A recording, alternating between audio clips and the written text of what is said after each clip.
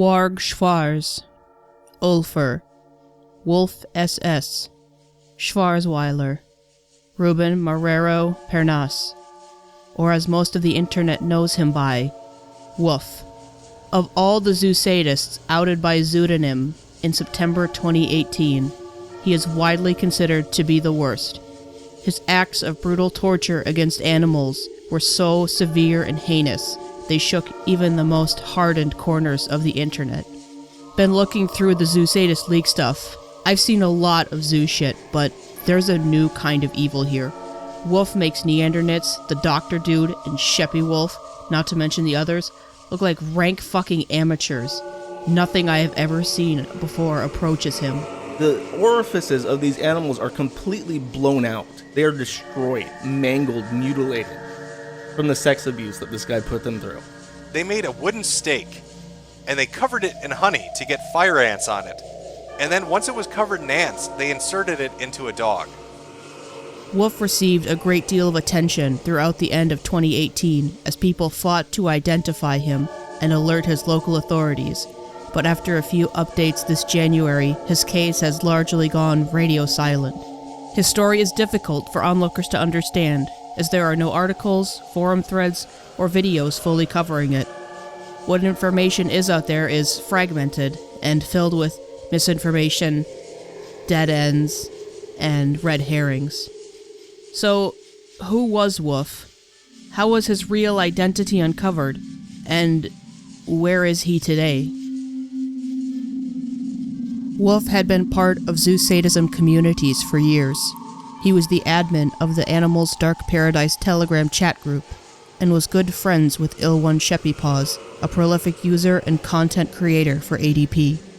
Woof was incredibly dedicated to the preservation of Zoosadist content. As ADP and other Zoosadism sites were shutting down, he and Sheppy planned to create an archive of all the vile content uploaded to those places. In February 2018, Woof began speaking with Snake Thing on Telegram. There, he shared photos and stories of the horrific abuse he inflicted on dogs and puppies alike. It was through Snake Thing that his acts were made public, as he was one of several individuals that was outed in the Zoosadism Evidence Leaks on September 16, 2018.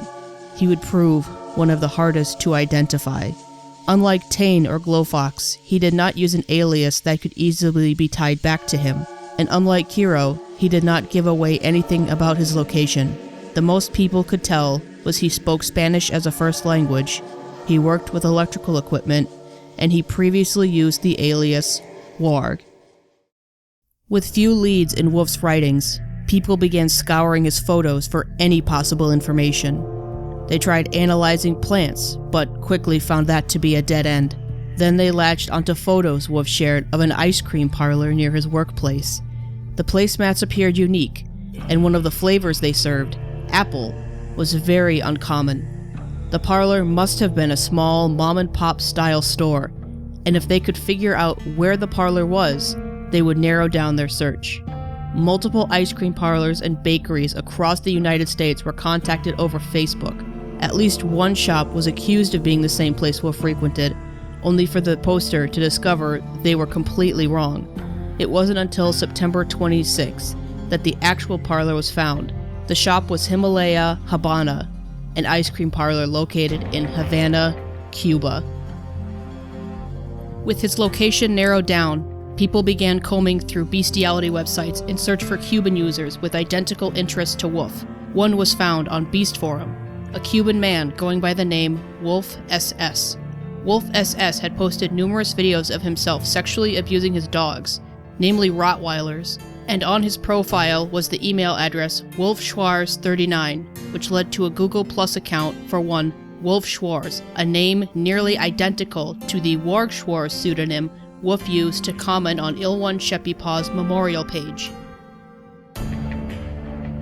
By entering Wolf Schwarz 39 into various search engines, people were also able to come across Fur Affinity and DeviantArt accounts for someone under the pseudonym Schwarzweiler, who had the same interests in Zoosadism as Woof. On the DeviantArt account was yet another email address, one that was tied to the working dog profile for one Ruben Marrero Pernas. His location and date of birth matched those of Wolf SS. Meanwhile, an anonymous zoophile who had contact with Woof dug up screenshots he had sent them. In these screenshots were further confirmation of Woof's real name. Also visible in the screenshot was another pseudonym Woof used, Ulfer. People were able to find accounts on Cuban social media sites and dating sites with the same name, and on the site Agregame were photos of the same man who could occasionally be seen in the Wolf SS videos posted to Beast Forum. Not fully satisfied with all the information they found, the people hunting Woof decided to take a shot in the dark and send emails to both of Woof's supposed email addresses.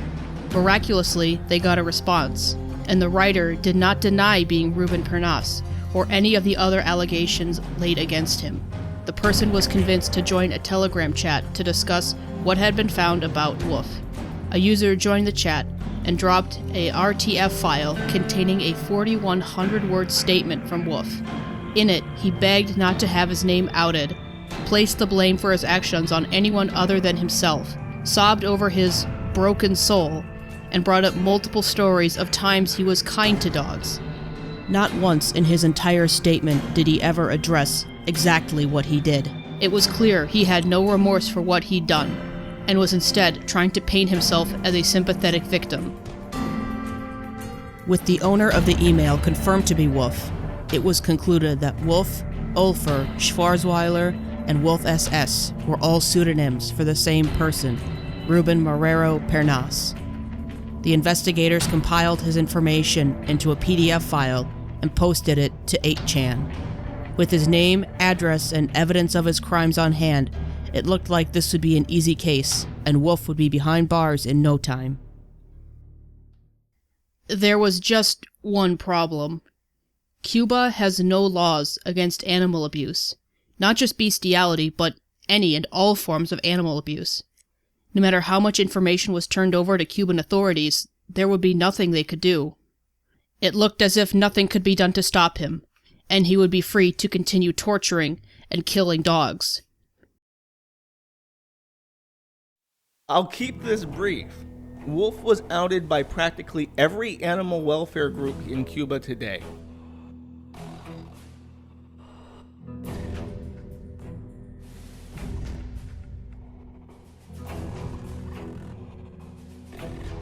Someone going by the name Slimeball92A had been talking with Cubanos en Defensa de los Animales, or SEDA for short, a Cuban animal rights organization, and provided them with all the evidence that had been collected against Woof. SEDA shared photos of Pernas adopting a black puppy from one of their charity events, the same black puppy from a charity event that Woof mutilated and butchered. This was the smoking gun proving Woof's true identity. SEDA members sent the evidence to the Cuban authorities, though, as predicted, they failed to act. With deep pain and outrage, we post this information that was sent with sufficient evidence of its veracity. So with full responsibility, and after trying to channel it through the corresponding channels without success, today we report here the citizen Ruben Marrero Pernas, 29 years old and worker until now of the Scientific Pole, responded to a call from SEDA to rescue a 2-month-old puppy in the month of April. The puppy was abandoned in the street in central Havana in a pile of garbage. Unfortunately, this individual, after adopting the puppy, tortured, mutilated, raped, and killed her days later in a way that is hard to believe that a human being can do. SEDA has graphic evidence that this information is true, and we only publish here today with pain and disgust to inform all SEDA supporters, the community of Cuban protectors, and sensitive citizens that Pernas is still loose in the streets of Havana, and that not only has this puppy been tortured and killed in this way, but he has done it with other dogs, of which we have also been sent evidence. Pernas not only violates, mutilates, and kills dogs, but posts photos and videos that made us protective friends from abroad. Today here, we only publish his photo so everyone knows his face, and one of the terrible photos of the unhappy puppy who was raped, mutilated, and killed. It is urgent that the entire protective community and sensitive Cuban citizens know that this man exists and remains loose, so it is very likely that he will continue to do the same. In addition to SEDA, it has been linked to PAC activities, so it is urgent to disseminate this warning to protect the animals we can. After SEDA and other Cuban animal rights organizations went public with the information they had on Woof, police finally sprang into action. His dogs were rescued by Cuban Dogtails Rescue, and police uncovered the bones and corpses of dogs buried around his family home. Woof was promptly fired and placed in police custody. And I wish that was where this story ends. But on December 20th, 2018, SEDA posted the following. Let's not forget that Ruben Marrero Pernas and more like him are still on the streets, following animal groups and causing damage to animals we try to help. And rumor has it, he has contact with dogs again. Slimeball returned to Kiwi Farms to share other disconcerting information. Last I heard, some friends of his were attempting to get his dogs back.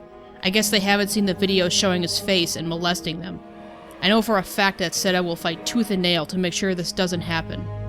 SEDA are somewhat concerned about the findings of 2 bound dogs recently dumped in a river not far from Pernas' house. Whether or not he is responsible remains to be seen. I personally doubt it. And while researching this video, Slimeball posted this. Woof was caught out trying to procure a puppy from a new rescue not far from his house just last week. The lady running it didn't know him, but she sensed something was off and contacted SEDA. He's still a free man. But there is still hope. In January, Slimeball announced Woof was pending trial despite being released. They haven't provided any updates since, so we can only hope no news is good news. Members of SEDA and other animal protection organizations in Cuba have been working hard to spread word of Woof's crimes. Flyers and posters with his face and the puppy he killed have been shared in public places, namely a park near his residence, and groups with internet access have been spreading awareness of him on social media.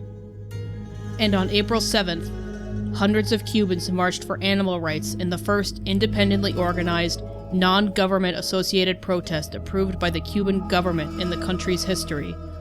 Convincing the Cuban government to enact laws that protect animals from abuse still proves to be an uphill battle, but there are signs the government may finally be listening.